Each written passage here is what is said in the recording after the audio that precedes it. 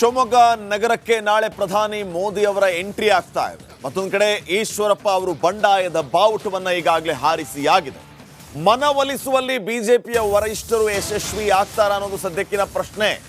ಯಾಕಂದ್ರೆ ಮೋದಿ ಅವರ ಕಾರ್ಯಕ್ರಮಕ್ಕೆ ಬರ್ತಾರಾ ಇಲ್ವಾ ಅನ್ನುವಂತಹ ಪ್ರಶ್ನೆಯ ಮಧ್ಯೆ ಈಶ್ವರಪ್ಪ ಅವರು ಈಗಾಗಲೇ ಬಂಡಾಯದ ಬಾವುಟ ಹಾರಿಸಿದ್ದಾರೆ.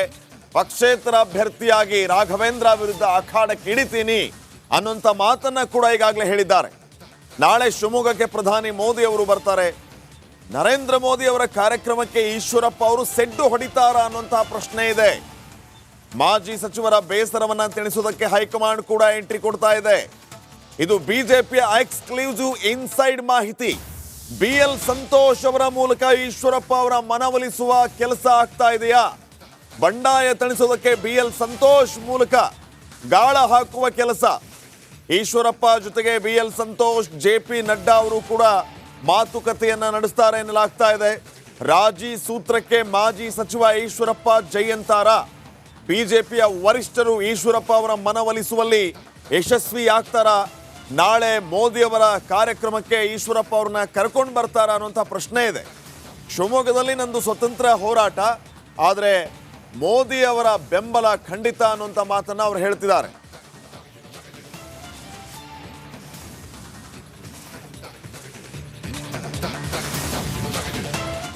ಈಶ್ವರಪ್ಪ ಮಗನಿಗೆ ಟಿಕೆಟ್ ಕೈ ತಪ್ಪೋದಕ್ಕೆ ನಾನ್ ಕಾರಣ ಅಲ್ಲ ಅಂತ ಹೇಳಿ ಶಿವಮೊಗ್ಗದಲ್ಲಿ ಮಾಜಿ ಸಿಎಂ BS ಯಡಿಯೂರಪ್ಪ ಸ್ಪಷ್ಟನೆಯನ್ನ ಕೊಟ್ಟಿದ್ದಾರೆ. ಚುನಾವಣಾ ಆಯೋಗ ಅಂದ್ರೆ ಚುನಾವಣೆ ಸಂದರ್ಭದಲ್ಲಿ ಚುನಾವಣೆ ಸಮಿತಿ ನಿರ್ಧಾರದಂತೆ ಟಿಕೆಟ್ ಅನ್ನ ಹಂಚಿಕೆ ಮಾಡಲಾಗುತ್ತೆ. ಇನ್ನು ಈಶ್ವರಪ್ಪ ನಮ್ಮ ಬಗ್ಗೆ ತಪ್ಪು ಗ್ರಹಿಕೆಯನ್ನ ಮಾಡ್ಕೊಂಡಿದ್ದಾರೆ, ಎಲ್ಲವೂ ಸರಿ ಹೋಗುತ್ತೆ ಅಂತ ಅಂದ್ಕೊಂಡಿದ್ದೇನೆ. ಈಶ್ವರಪ್ಪ ನಮ್ಮ ಪಕ್ಷವನ್ನ ಕಟ್ಟಿದವರು, ಬೆಳೆಸಿದವರು.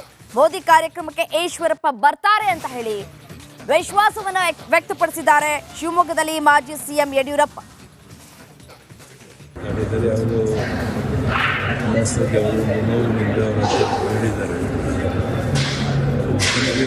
ಸೀಟ್ ತಪ್ಪೋದಕ್ಕೆ ನಾವ್ಯಾರು ಕಾರಣ? ಕೇಂದ್ರದ ಚುನಾವಣಾ ಸಮಿತಿ ಅಂತ ತೀರ್ಮಾನ ತಗೊಂಡಿದೆ, ಅದರಂತೆ ಆಗಿದೆ ಹೊರತು ಅದಕ್ಕೆ ಯಾರೋ ಒಬ್ಬರು ಕಾರಣ ಅಂತ ಅವರು ಅಂದ್ಕೊಂಡಿದ್ರೆ ಸರಿಯಲ್ಲ. ಹೀಗಾಗಿ ಅವರು ಮನವೊಲಿಸಿ ಅವರು ಸರ್ಕಾರಿ ಎಲ್ಲ ಪ್ರಾಮಾಣಿಕತೆ. ಈ ಕುರಿತು ಮತ್ತಷ್ಟು ಡೀಟೇಲ್ಸ್ ಕೊಡ್ತಾ ಹೋಗ್ತಾರೆ ನನ್ನ ಕಲೀಗ್ ಸತೀಶ್, ನೇರ ಸಂಪರ್ಕದಲ್ಲಿ ಜಾಯಿನ್ ಆಗ್ತಾ ಇದ್ದಾರೆ. ಸತೀಶ್, ನಾಳೆ ಶಿವಮೊಗ್ಗಕ್ಕೆ ಪ್ರಧಾನಿ ನರೇಂದ್ರ ಮೋದಿ ಆಗಮಿಸ್ತಾ ಇದ್ದಾರೆ. ಒಂದ್ ಕಡೆ ಈಶ್ವರಪ್ಪ ಬಂಡಾಯದ ಬಾವುಟವನ್ನ ಹಾರಿಸಿದ್ದಾರೆ. ಇನ್ನು ಒಂದ್ ಕಡೆ ಟಿಕೆಟ್ ಕೈ ತಪ್ಪೋದಕ್ಕೆ ನಾನ್ ಕಾರಣ ಅಂತ ಹೇಳಿ ಯಡಿಯೂರಪ್ಪ ಒಂದ್ ಕಡೆ ಸ್ಪಷ್ಟನೆಯನ್ನ ಕೊಡ್ತಾ ಇರುವಂತದ್ದು. ಈಶ್ವರಪ್ಪರವರನ್ನ ಮನವೊಲಿಸೋದಕ್ಕೆ ಯಾವ ರೀತಿಯಾಗಿ ರಣತಂತ್ರವನ್ನ ಎಣಿಲಾಗ್ತಾ ಇದೆ? ನಾಳೆ ಭಾಗಿಯಾಗ್ತಾರಾ ಶಿವಮೊಗ್ಗದಲ್ಲಿ ನಡೆಯುವಂತಹ ಕಾರ್ಯಕ್ರಮದಲ್ಲಿ? ಡೀಟೇಲ್ಸ್ ಕೊಡ್ತಾ ಹೋಗೋದಾದ್ರೆ.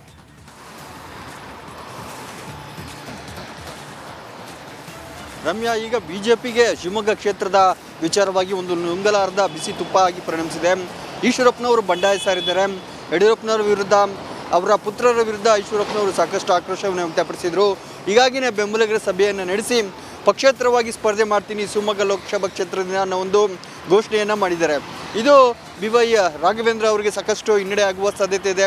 ಆ ನಿಟ್ಟಿನಲ್ಲಿ ಈಗ ರಾಜ್ಯ ನಾಯಕರು ಅವರ ಮನವೊಲಿಸಲಿಕ್ಕೆ ಹೈಕಮಾಂಡ್ ನಾಯಕರ ಮೊರೆ ಹೋಗಿದ್ದಾರೆ.